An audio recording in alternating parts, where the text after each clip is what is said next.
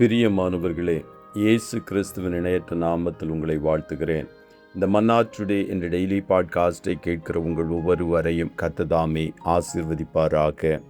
ஆதியாகமம் 4வது அதிகாரம் 26வது வசனம் இப்படியாய் கூறுகிறது: சேத்துக்கும் ஒரு குமாரன் பிறந்தான், அவனுக்கு ஏனோஸ் என்று பெயரிட்டான். அப்பொழுது மனுஷர் கர்த்தருடைய நாமத்தை தொழுது கொள்ள ஆரம்பித்தார்கள் என்பதாக. கர்த்தரை தொழுது கொள்ளுகிறவர்கள் சுகித்திருப்பார்கள். Blessed are those who worship the Lord என்ற தலைப்பின் கீழ் இன்றைய மன்னாவை தியானிக்கப் போகிறோம். ஆதாமுடைய குமாரர்களாகிய காயின் மற்றும் சேத்துடைய வம்ச வரலாற்றை குறித்து ஆதியாகமம் 4-5 அதிகாரங்களில் எழுதப்பட்டுள்ளது.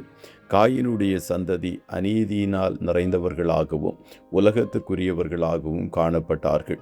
சேத்தின் சந்ததி பக்தி உடையவர்களாகவும் கர்த்தரை தொழுது கொள்ளுகிறவர்களாகவும் காணப்பட்டார்கள். காயினுடைய சந்ததி வெள்ளத்தினால் முழுவதும் அழிந்து போனார்கள். சேத்தின் சந்ததி வெள்ளத்தினால் உண்டான அழிவிற்கு தப்பி இயேசுவின் வம்ச வரலாற்றில் இடம் பிடித்தார்கள். அப்பொழுது இயேசு ஏறக்குறைய 30 வயதுள்ளவரானார். அவர் யோசேப்பின் குமாரன் என்று எண்ணப்பட்டார். அந்த யோசேப்பு ஏலியின் குமாரன் என்றும், வம்ச வரலாற்றின் கடைசியில் ஏனோஸ் சேத்தின் குமாரன், சேத் ஆதாமின் குமாரன், ஆதாம் தேவனால் உண்டானவன் என்றும் லூக்கா 3வது அதிகாரம் 23 மற்றும் 38வது வசனத்தில் எழுதப்பட்டுள்ளது. காயின் மற்றும் சேத்தின் வம்சத்தில் 2 பேர் ஒரே பெயரை உடையவர்களாய் காணப்பட்டார்கள். காயினுடைய குமாரன் பெயர் ஏனோக்கு. காயின் ஒரு பட்டணத்தை கட்டி அதற்கு ஏனோக்கு என்று பெயரிட்டான். அதை ஏனோக்கும் விரும்புகிறவனாய் காணப்பட்டான்.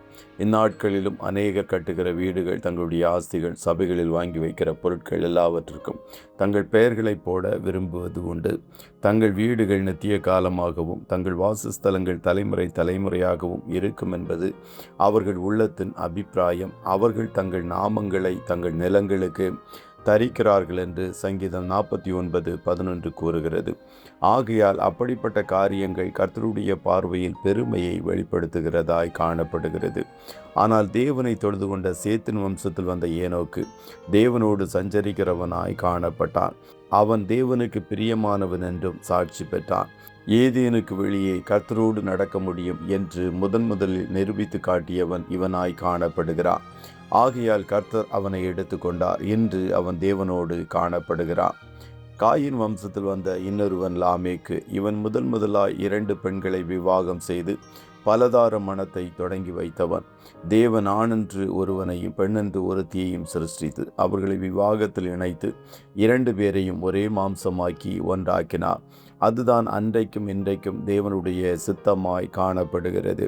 ஆனால் இன்றைக்கு உலக அரசியல் தலைவர்களாய் காணப்பட்டாலும், சினிமா கதாநாயகர்களாய் காணப்பட்டாலும், பெரு வணிகர்களாய் காணப்பட்டாலும், சபை தலைவர்களாய் காணப்பட்டாலும், தேவ சித்தத்திற்கு விரோதமாய் வாழும்போது அதை உலகமும் சபையும் அங்கீகரிக்கிறது.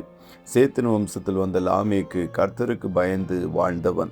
அவனுக்கு ஒரு குமாரன் பிறந்த பொழுது கர்த்தர் சபித்த பூமியிலே நமக்கு உண்டான வேலையிலும் நம்முடைய கைகளின் பிரயாசத்திலும் இவன் நம்மை தேற்றுவான் என்று சொல்லி அவனுக்கு நோவா என்று பெயரிட்டான். நோவா நீதிமானாய் வாழ்ந்து அவனையும் அவன் குடும்பத்தையும் பெருவெள்ள அழிவுக்கு தப்பி காத்து கொண்டான். கர்த்தருடைய பிள்ளைகளே, கர்த்தரை தொழுது கொண்ட சேத்தின் சந்ததி வாழ்ந்ததைப் போல நீங்களும் அவரை ஆவியோடும் உண்மையோடும் தொழுது கொள்ளும் போது நீங்களும் உங்கள் சந்ததியும் வாழ்ந்திருப்பீர்கள். கர்த்தர் உங்கள் ஒவ்வொருவரையும் ஆசீர்வதிப்பாராக. ஜெபம் செய்வோமா? நல்ல தகப்பனே, உம்மை நன்றியோடு துதிக்கிறோம். இந்த மன்னா டுடே டெய்லி பாட்காஸ்டை கேட்கிற உம்முடைய பிள்ளைகள் ஒவ்வொருவரையும் கர்த்தர் ஆசீர்வதிப்பீராக. அப்பா, உம்மை உத்தமமாய் தொழுது கொள்ளுகிற ஜனங்களாய் உம்முடைய பிள்ளைகள் காணட்டும் என்று சொல்லி ஜெபிக்கிறேன். உம்முடைய பிள்ளைகள் உம்மை சேவிக்கும் போது, தொழுது கொள்ளும் போது நீர் இவர்களுக்கு மிகவும் சமீபமாய் வெளிப்பட்டு எல்லாவித நன்மைகளினால் ஆசீர்வதியும். ஒரு சந்ததி கர்த்தரை சேவிக்கும், தலைமுறை அது கர்த்தருடைய சந்ததி என்னப்படும் என்ற வார்த்தையின்படி இவர்கள் அத்தனை பேரும் உம்மை சேவிக்கிற சந்ததியாய் காணட்டும். இன்றைய தினம் உம்முடைய பிள்ளைகள் கையிடுகிற வேலைகளை ஆசீர்வதியும். போக்கிலும் வரத்திலும் உடனிரும். கண்மணி போல காத்தருளும். ஆட்டுக்குட்டியானவருடைய இரத்தத்தின் பாதுகாப்பிற்குள்ளாய் ஒவ்வொருவரையும் கொடுத்து இயேசுவின் நாமத்தில் வாழ்த்தி ஜெபிக்கிறோம் நல்ல பிதாவே. ஆமே.